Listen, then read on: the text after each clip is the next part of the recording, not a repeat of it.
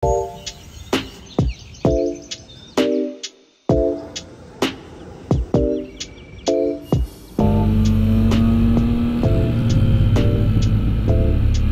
guys, good afternoon.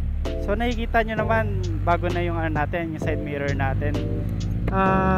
Pinilitan ko siya ng bar end. Dati di ba naka stem. So ayun, mas gusto ko talaga siya, mas preferred ko siya. Kasi hindi mo na kailangan sumipat, mga ganyan, yung ganyang angle. Solid, nakita na yung yung sa likod mo na sasakyan. Pag stem kasi, yung kita siko una kailangan mo sumipat talaga ng todo, tapos kailangan mo i-straighten yung siko mo para makakita ka sa likod. Itong side mirror, bar end pala, bar end side mirror, solid wala akong mareklamo Kaso ang problema nga lang, medyo controversial siya kasi sabi ng iba bawal daw, ganun. So far hindi pa naman ako nahuhuli, and yeah, mas prefer ko talaga siya, mas safe siya for me. Baka naman yung sinasabi nilang bawal is yung mga 2 inches na laki, yung kakarampot na lang yung laki.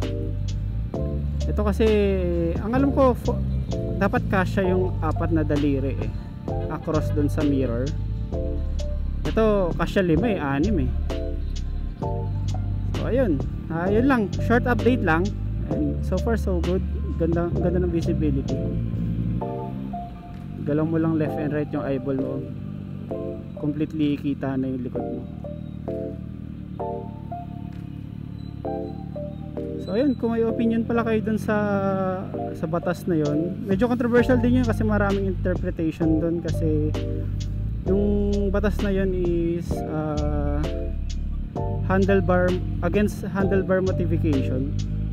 Hindi ko alam kung pasok ba sa category na ito, since bar end na siya, sa dulo na.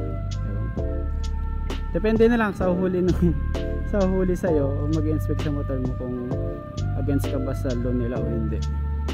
Pero sana hindi, kasi mas talaga, mas safe talaga siya. Tsaka mas stylish na din. So saan ka pa? Hindi ka nalugi doon, stylish na, mas safe pa. Ayun lang guys, short update lang. Sana magustuhan nyo. Okay, next time ulit. Goodbye.